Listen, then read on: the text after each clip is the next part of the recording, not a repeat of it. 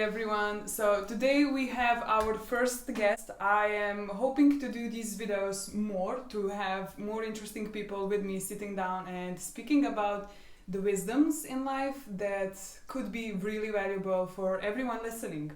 So let me first introduce who is with me. She is Katarina. I forgot her name. I don't know who she is. Her name is Katarina. She is one of the friends that really made a subtle but really a big impact in my life. Firstly, I would say she really impacted me in a way where we had deep conversations before I even knew what deep conversations were.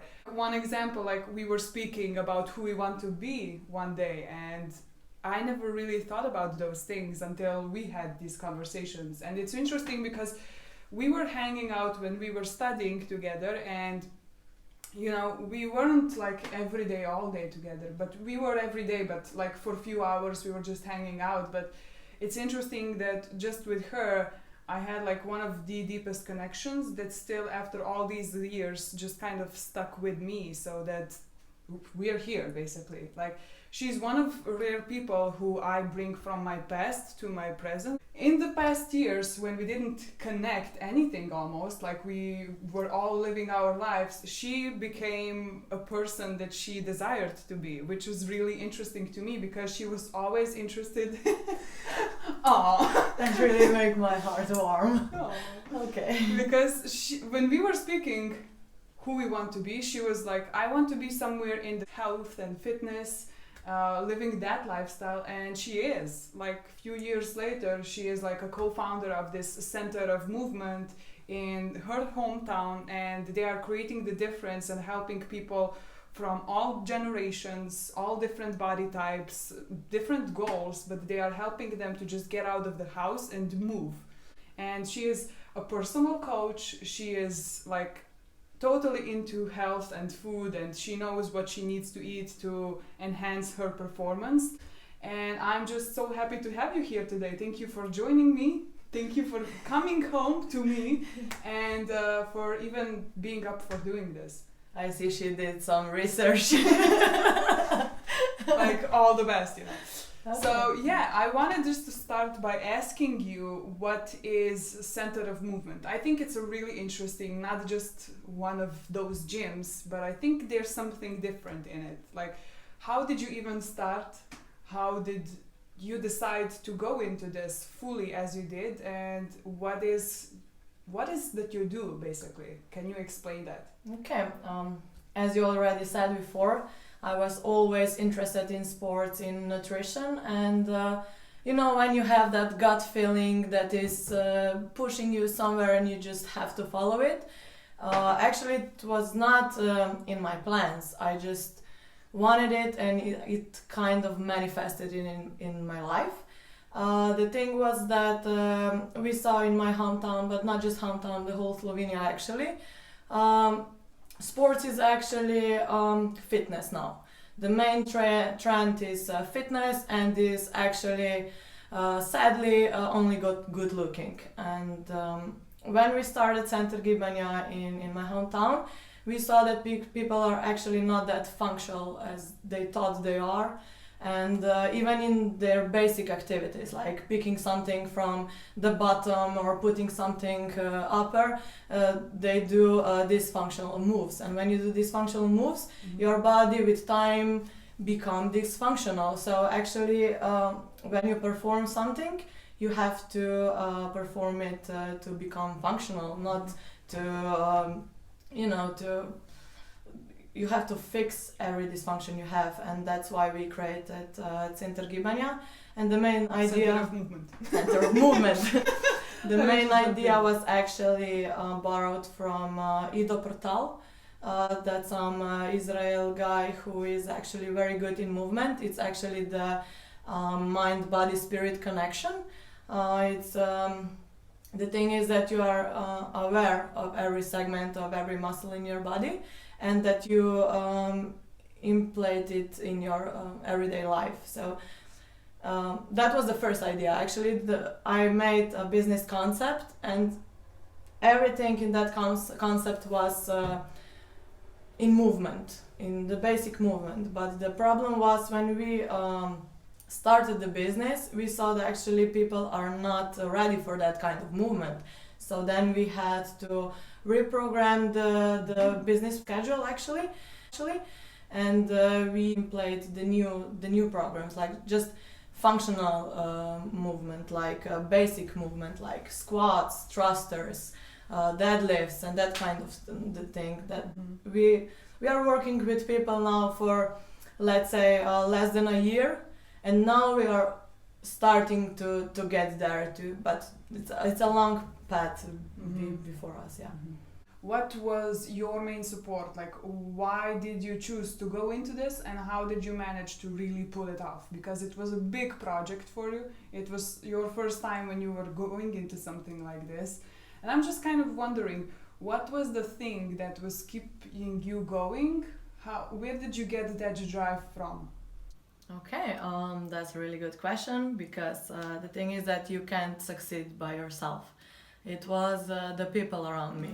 I can't imagine me doing this or anything in my life without supporting of my friends, my family, and the people with who I created that. When you have a team, you have a common goal. So you follow that goal and you follow it together. They pick you up, you pick them up, and you push them towards. And it's both sides actually. It's what you give, it's what you get. So. People. So you are a strong believer that you can't do it on your own, but that you need support of the people around you, that they can be your fuel for your rocket if you choose the right ones. So when you're speaking about support, what kind of support do you mean? Like, were they there physically? Were they encouraging you? Like, just few small examples of, like, just, I don't know, calling you up, checking up on you, like that kind of support, or the smallest examples are like even just read that book, for example, or do that meditation in the morning, or I see you're kind of nervous, I will cover your bag, just go for a walk or something, so you just clear your mind. And when you are doing business, it's you have like full notebook of some projects you have to do. It's like every big project have a lot of small projects, and you can do it on your own. And it's hard also when you have a little bit of ego problems at first, when you want to do everything by yourself. Then you see, okay, I can't make it by myself, and you just organize every deal, every work to your coworkers. So it's a lot simpler when you have that kind of support. When you said you have an ego thing, like, what did you mean by that? Like, what was in the way for you? Like, how was your ego not serving you in receiving the support? Like, were you against it, or did you have any old program about it what were the emotions when you were trying to do it on your own? Like, why do you think you were doing like that? Yeah, when you get some idea, you believe that idea is your own, even if it's not your own, because I have 2 people, we are actually 3, and now we are 5 with who I'm doing this. You believe that it's your idea and that you are a mother of that idea, that kind of business feels like a baby sometimes. Yeah, it's like a baby, and you think that if you spread it to a lot of people, I thought that maybe I will just lose my red path, and I was afraid that if I'm not managing it, that my people won't manage it. But actually, it's then when you spread your ideas, and you can look on that idea as an observer. People are doing that, and then you can find some mistakes where we can be better. So actually, it's encouraging each other. No? So it was a lot of trust that you needed to gain. Yeah, to trust people around you that they are doing still their best, that they are not kind of just not doing their work. So yeah, but it's our passion. When you follow your passion, it's always the right path. So okay. yeah, so I have that kind of people. So that way of trying to control and trying to be in charge and trying to be in, like, not trying, but being in that position where you're like a boss, like an egocentric, like, is it a lot? It's a lot of male energy as well present in that, right? So I'm asking you now, because I think a lot of people, a lot of viewers know this, that when you're trying to be in that position, it's a fight between the male and female energy, especially in your type of way of business, because it's like you have to work out. You don't go into gym and be all soft and feminine, but there is a point in time where if you want to grind, you have to go into that masculine energy. So what is your way to switch on and switch off female and male, and even just balancing it out? Like, how do you balance that out? Is it something you do consciously, or is it something that just comes naturally to you so that you know when to be in which energy more? I learned how to switch between female and male energy. First, I didn't know, I just followed my instincts, but now I do know. And the thing is that male energy is powerful energy. Actually, it's active, it's warm, it's the thing that is pushing you up forward, yeah. Up forward. Up forward, yeah. That's driving you. Yeah. So the thing is that when you are a boss, you have to be an ego. That's the thing, because you have to have that power, you have to have integrity. And you can't be female, that passive, calm, soft energy. You just can't be. The thing is that I can be female at home or with my boyfriend or with my friends, and when I'm meditating, I'm like pure female energy. But in business, you have to be male, because you have to be active and aggressive. So, yeah.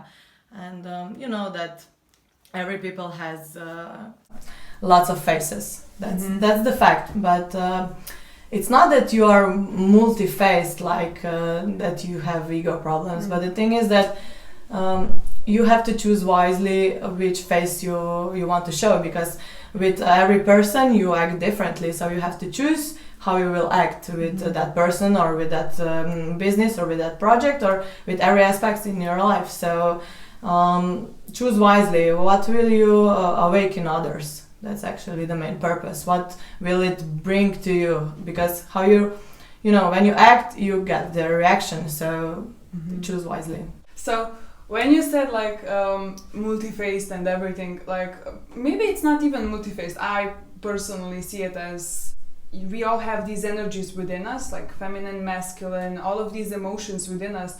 I feel that it's just how we decide and in which situation we decide to enhance that, like on which we want to like spot the light at that moment, you know. So yeah, I feel as if we all have all these different sides of us. Even like men have feminine side, which is like how it should be, you know. Like, it's like we should all have like every part of that. Like it shouldn't be just women are passive and just joyful, just soft and just kind and loving, you know. We also need to sometimes awaken that inner male within us, you know. And yeah, I see it in your fitness. Like I feel that it's a lot of times where you have to switch on the male energy. Male energy was kind of feeling lonely, and it just growing, and then I thought that I have some panic attack or something, that maybe I will go crazy or something, because I really put that ego, actually the most male energy, down. And the thing is that you can't just throw away your ego. You have to, you don't look on your ego as an enemy. You have to look on your ego as a friend. Don't fight with it, but satisfy it. So if you want to be disciplined, if you want to have a determination towards some goal or something and some consistency, you have to have both energy. So how am I helping myself is that when I wake up like sun wake-ups, you know, peaceful. I'm having my cup of tea, I'm having my meditation, I go for a short run or something, or I just read my book. And to awaken my male energy is the music. Because when I meditate, I mostly meditate with some, I don't know, 432 frequency or something, and it's Soft really sounds. it's soft sounds, and it's calm, and even the jungle has its calm sounds and has its roaring. It has lions and powerful things. So then I just switched the music, and actually I'm just following the music. And you have to have like a very big collection of music, because when you really know yourself, you know which music suits you. And I listen different music in my car, on parties with my friends, in the easy mornings like jazz, you know. But when I work out, I listen to, I don't know, Limp Bizkit or something, Machine Gun Kelly or something, that I just, empower myself. And I don't be afraid as a feminine, as a woman, to feel masculine. Don't be afraid of it, but embrace that feeling. You have to feel every muscle in your body. It's actually there is that part of mind-body connection. Because when you feel every inch of your body, every muscle, you become powerful, because you activate, you put that lymph in working. So it's that. And you just, when you start to work out, it's just go. Yeah. So. Yeah, music is a big part of a workout. Every sound has its own frequency. As a person, you have your own frequency. So you can how you switch with your faces, you can switch with your frequency. It's actually all about the attitude. So. Okay, super. Rise up. Rise up.